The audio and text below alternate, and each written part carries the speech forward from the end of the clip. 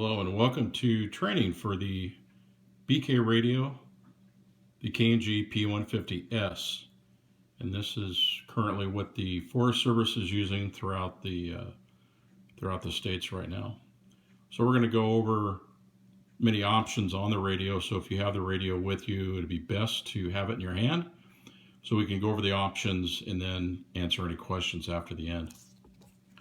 So to the top of this radio, you have your channel or your on-off button and volume select, your channel select knob, which is indicated here around it. It does have a bezel that goes from 1 to 16. You then have a color switch behind this, which has basically an on-off, so you know what you're doing, and you can change it just by with your finger from on and off. We'll go over that in a little bit. You then have your antenna coupler, and the antenna is just off this, which is a little bit easier to train on that. You have an orange button right now that is programmed for your light, and your light will stay on until you turn that, the light for the keypad. That will stay on until you actually turn it off. You then have two programmable toggle switches, one for scan and one for priority. When they're reversed like they are right now to the back of the radio, they are off or disengaged. When you push them to the front, like this one is for the scan, you then use that option is then lit up or used. So it's for the scan and for the priority. For right now, we're just going to leave those back. On the side of the radio, you have three buttons. You have your top button, your bottom button, and then your push to talk or push to think button. On the front of the radio, there are four programmable buttons. You have your diamond, your up and down arrow keys, and then a square key. And all these can be programmed via the computer programming. And then you have a full functional keypad that can be used for many, many different functions, and we'll go over that in a little bit. So for right now, on the radio, it shows your top display, which will usually show your channels and what they are. Right now, your ForestNet repeater is a priority 2, and I will go over that later. You then have your scan, that this channel is actually in the scan group. And then you have your battery option to see how good your battery is. So right now we're in zone 4, channel 1. RELM and a lot of the companies are now using zones. There's zones, groups, banks, and many different things that people call it, but BK Radio, RELM, wants to use these as zones. So right now we're in ForestNet repeater, and we're using tone 11. And we'll go over the different things and how to change that tone out. So right now there are 4 programmable buttons, like I said up top, and they coincide with what is underneath them. So if you want to do anything with your priority, you'll hit this button. With your zone, you will press this button. Transmit code guard, press this button. In menu, you will press this button. So we're going to start from left to right, and this is your priority button. So your priority button, you can come up with priority 1 and priority 2. Right now, priority 1 is set for whatever your channel knob is set at. So it will follow you between channel 1 through 16. So that's your priority 1. You can then set your priority 2. Like I said, the corresponding buttons, this is an up button, this is a down button. So we want to go down to priority 2. So we're going to press the down button, priority 2, and then we're going to press this enter button over here. So now you can set priority 2 for global, meaning the entire radio, or you can set it as a per zone. So right now we're just going to leave these alone, but you can set it to whatever you want. So it says escape or ESC or enter, so that would get you into that global setting. And like I said, you could change that for the entire radio. So right now we're going to get out of that and press escape. And now we're back into where it says party channel. We're going to press that again and escape that. Okay, so next on the list is cloning. And this feature allows cloning of the radio, whether your radio receives a clone or it clones another radio. So right now we're going to press the enter button. So there's three different things that you can do. So it's called active zone, so meaning the current zone you're in. You can go zone to zone, so zone 1 to zone 1 on the other radio, zone 16 to 16, things like that. And then the next one is the entire radio. So if you want to clone the entire radio, that's really good for the comtechs, not on the incidents, but the accidents that are in the forest, and so they can go back and through and maybe don't have to have a computer every time they program a radio. So you can go right from radio to radio.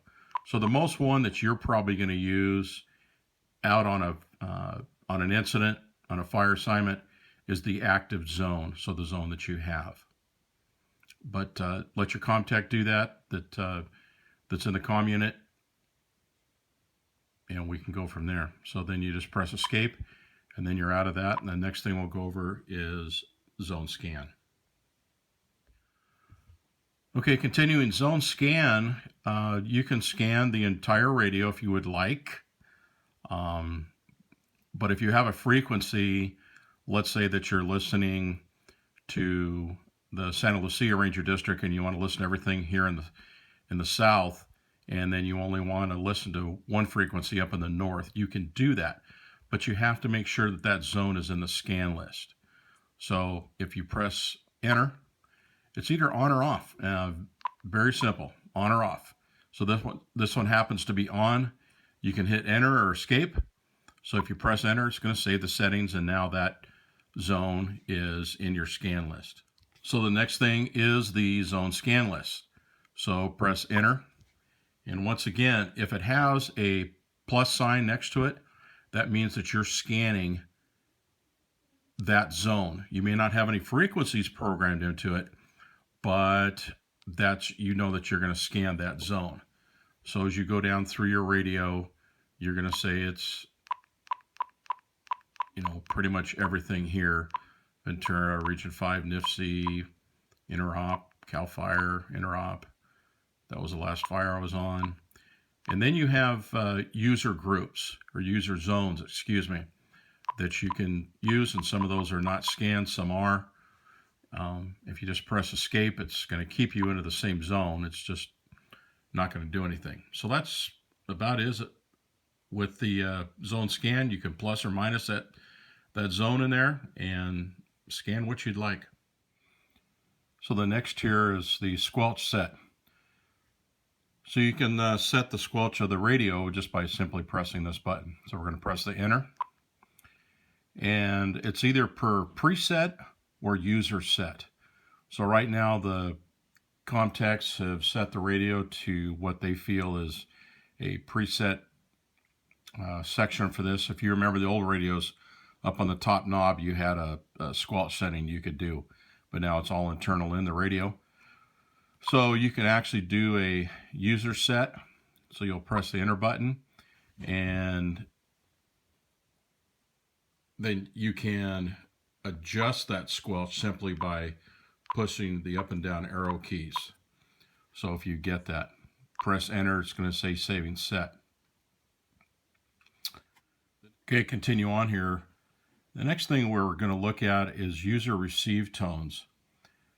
Now with everything having a receive and a transmit tone on, it may not be the same. So in here you can actually go in and change the receive tones. So once again, press enter. And the default right now is 0, 0.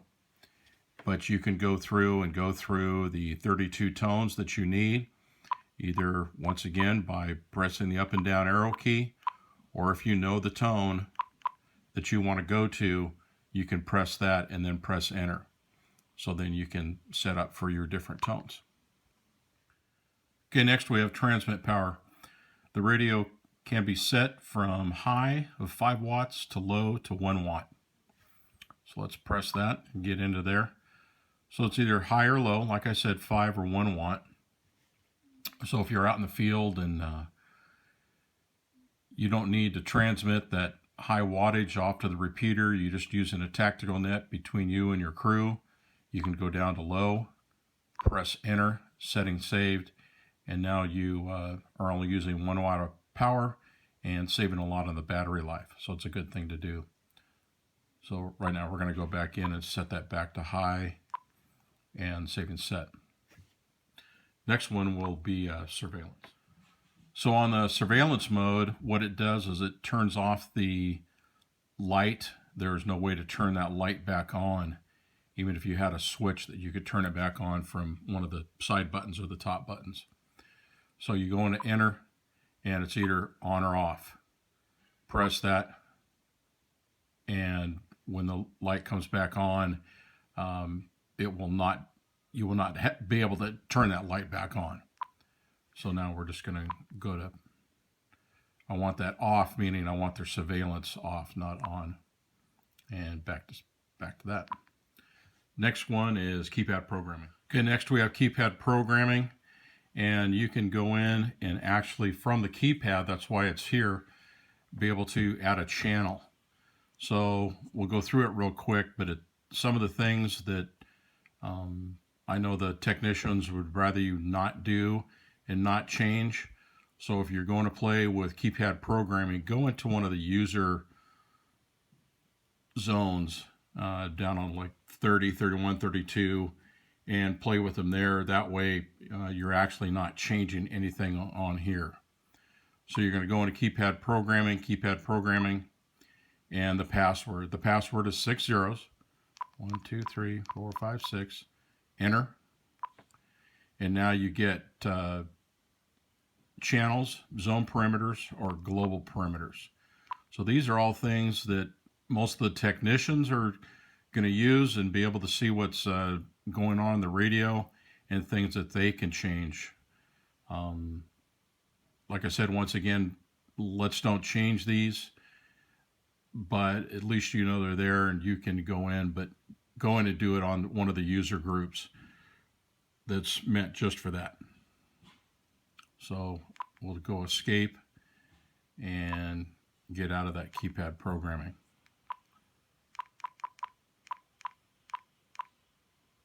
And so the next one is version. Okay, on version, it's just going through a lot of the areas that the technician needs to know about, the version of the radio, so the last time it maybe was programmed, or actually the version of the program that's being used. So we'll go into enter, and the system mode is 1.4.13. Doesn't mean a lot to the end user, but to a technician, he or she will be able to see when the radio was last programmed. And there's a lot of other different codes in here that mean absolutely nothing to the end user, but they are there and available. So then the next thing will be contrast adjust. Okay, with contrast adjust, by pressing the enter button, you can go in and change the contrast of the radio. The front pad here. So right now it's set for what is great for indoors and for outdoors. But if you do need to change that, you can. And just by using the up and down arrow keys, you can see how the contrast will change on the front pad. So if you get to something that you don't know, so we're going to go back to about where it was, press enter, and the savings are set. And that's a bit on the contrast. The next one is radio status. With radio status, once again, a lot of the things for the communications technician to see what's going on in the radio, what's on and what's off. As you can see, a lot of the things that are plussed over here means that they're currently status as working, and then you can just go down the arrow keys and see what's what's going on. It'll go through a lot of different things and then come back to the 0. So press escape and just get out of that. And those are the listings for the menu options. And you can go through and review all these separately as you wish. So now we're going to escape and go back into the main part of the radio. Okay, I want to thank you for attending the training for the BK Radio KNG P150 S model. This model right now is being used by the Forest Service throughout the United States. This training is specific to the Los Padres National Forest and how they have their radio currently programmed. So thank you once again for allowing me to do this training. And if you have any questions, you can please contact your radio technicians. You have 2 on this forest, and see if you need anything from them. And that'll do it. Thank you very much. And this will do it for your required 1-hour radio training for the Wildland Refresher course, the RT 130.